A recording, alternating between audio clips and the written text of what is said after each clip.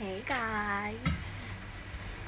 So this week I was doing a training for work and we were basically talking about trauma and suicide prevention.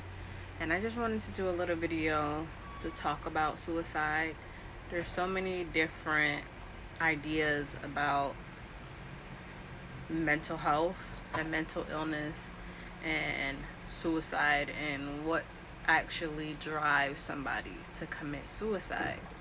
And I've heard a couple of times where people have, okay, first of all, I've been saying committed.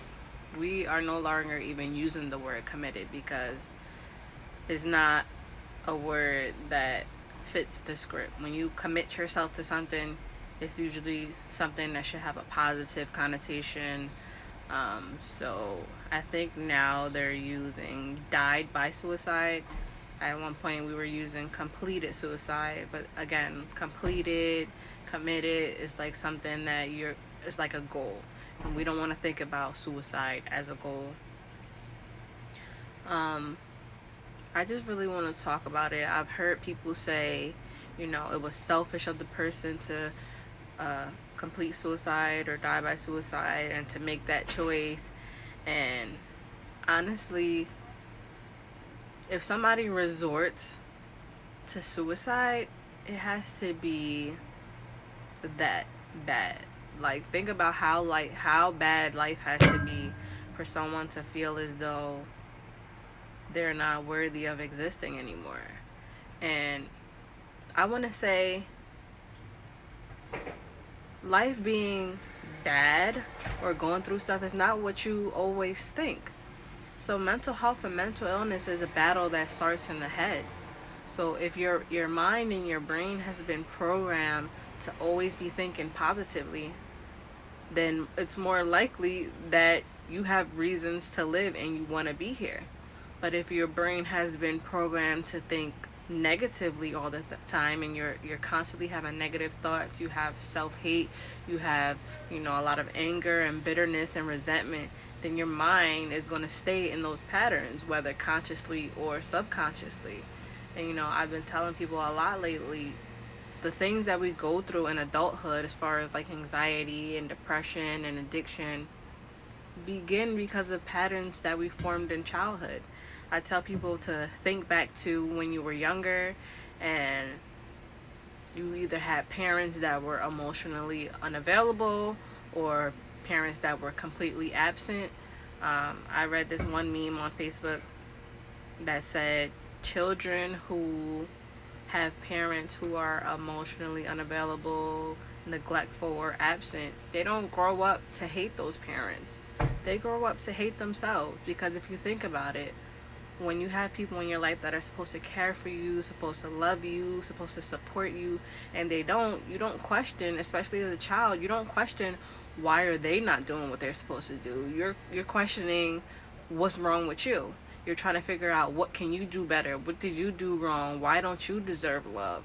So that sense of self-hate and blame and resentment, it starts when you're a kid and it carries into adulthood, and it causes things like mental illness and anxiety and depression, especially if we're unaware of it.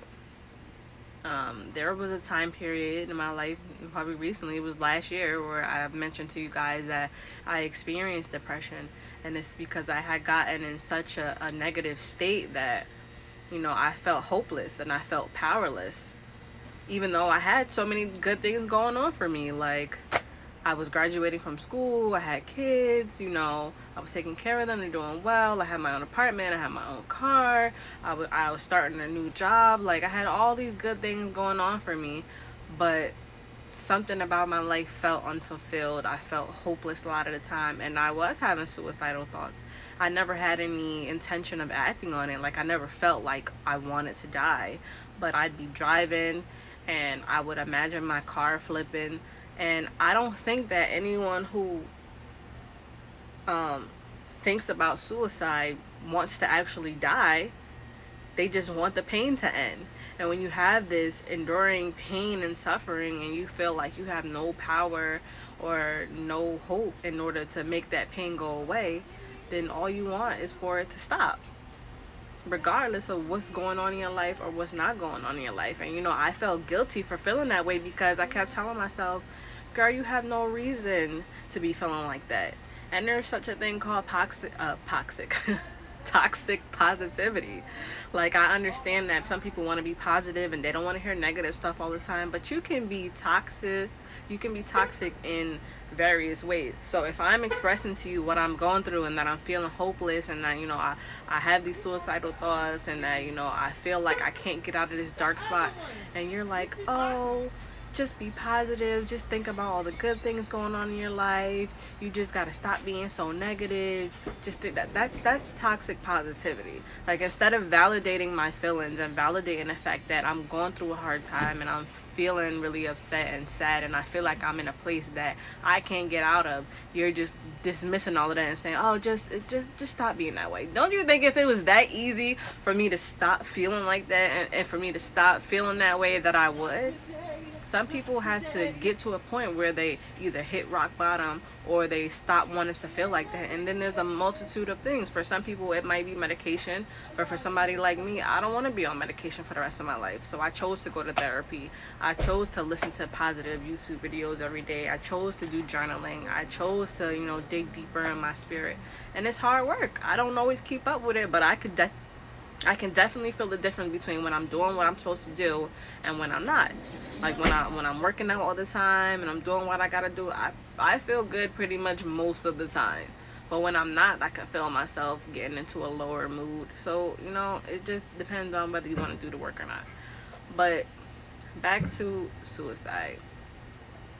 I've had a lot of younger people who see me doing these videos and stuff and talking about anxiety reach out to me and talk to me about some of the things they're going through. And I always encourage them to talk to their parents and talk to people that they trust. And sometimes they feel as though like their parents don't understand, or they dismiss it as like a phase or just childhood or being dramatic or being extra. And then we say, like, when people say, oh, I want to commit suicide, or I don't feel like living anymore, we say, oh, y'all being dramatic, y'all just want attention. But the fact is, if somebody would come out the face to say that, then yes, they do want the attention because they're asking for help. And if they didn't say that and then they ended up doing it, then we would say, oh, why didn't they say anything? Why didn't we see the signs? Not to try to guilt anybody, but sometimes we dismiss mental illness and anxiety and depression as a choice. As if we could just change our minds and say, like, you know what, I am being stupid. Like, there's no reason for me to be like this. Let me stop.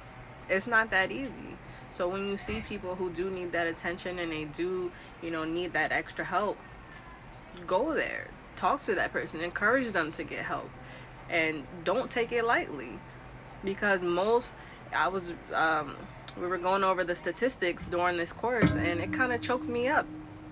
Because ever since I came out of my depression, my goal was to help people be able to live with themselves.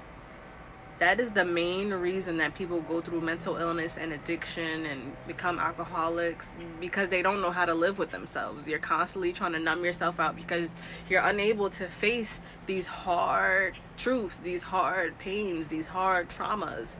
And to see that the highest rate in America of people completing or dying by suicide is people from the age 10 to 25.